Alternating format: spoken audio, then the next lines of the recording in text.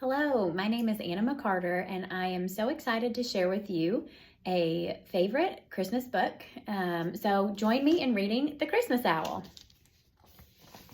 This is based on a true story about an owl who was found in a tree that was used in New York City in Rockefeller Center.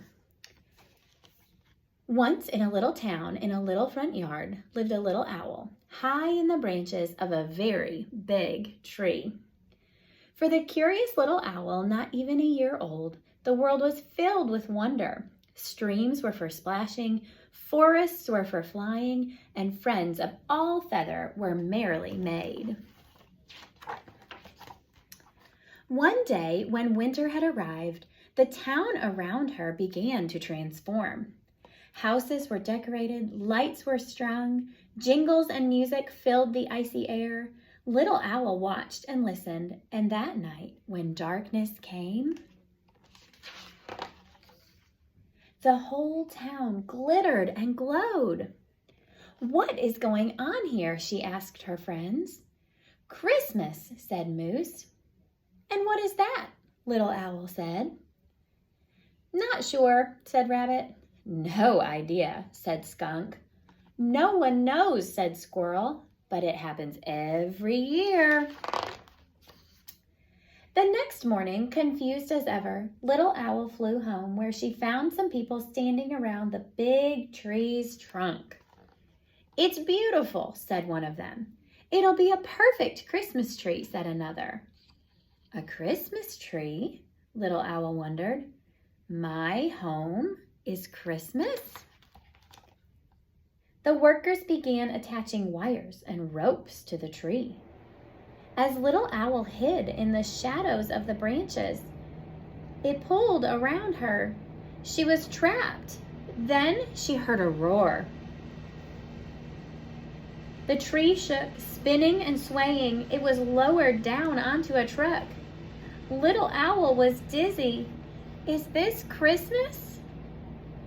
"Say goodbye to our tree," someone called, as the big truck rumbled away.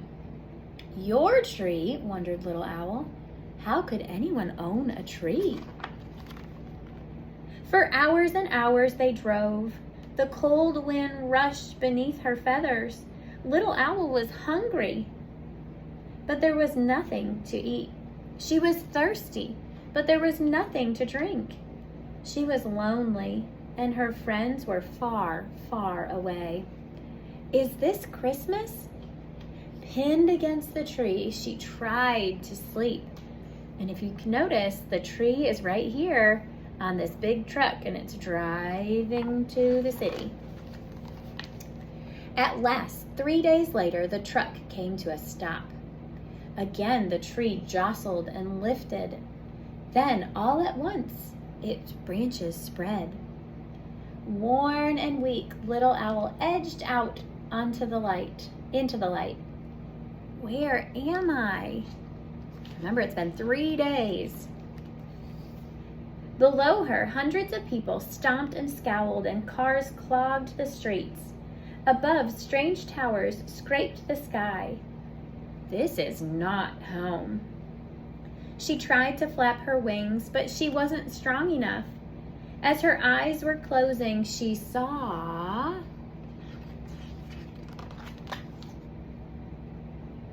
there's an owl in here. You can see one of the workers who's helping with the tree sees our little owl. If you notice on the pictures, the owl's put in a box and then travels in the car and then is given to someone else. So let's see what happens to the owl. When Little Owl awoke, she was in a box. It opened, and a new face peered inside. "Hello, little one. I'm Ellen. Let's get you inside."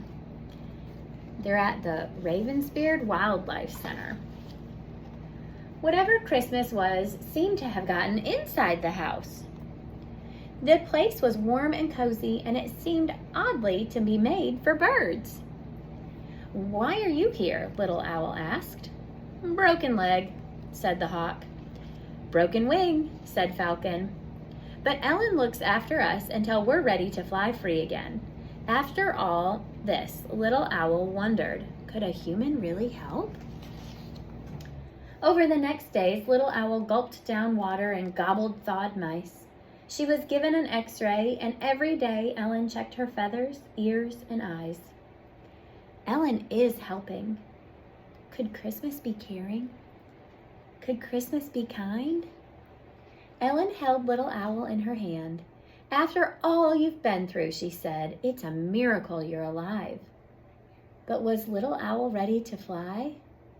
Almost, cried her new friends. Ellen smiled.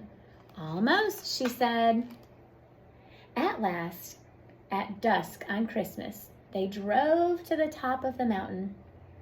Ellen lifted Little Owl from the box and raised her arm. You're free, she said. Welcome home. For the last time, the friends looked at each other. Then Little Owl flapped her wings and flew higher and higher into the sky. But she wasn't going home just yet. When at last she reached the very big tree, which was now a very big Christmas tree, she settled on her favorite branch. Bright and brilliant, the city was not what she remembered. The cars had disappeared. The great towers were merrily lit. The people were smiling and skating. Some were even singing. They held hands and hugged. All, it seemed, were eager to love. Is this Christmas? Yes, Little Owl thought, it must be.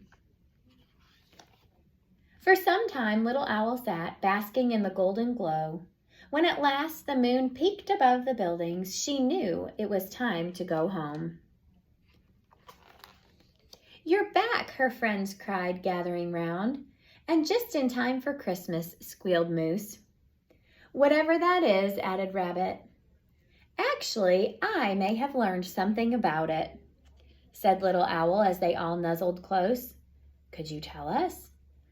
Of course, said Little Owl, knowing full well that this was Christmas too. And so, like I said, this is based on a true story. And if you look closely, this is a picture of the actual owl that was found in one of the trees that was in Rockefeller Center in the middle of New York City. Thank you for reading with me today, and have a Merry Christmas.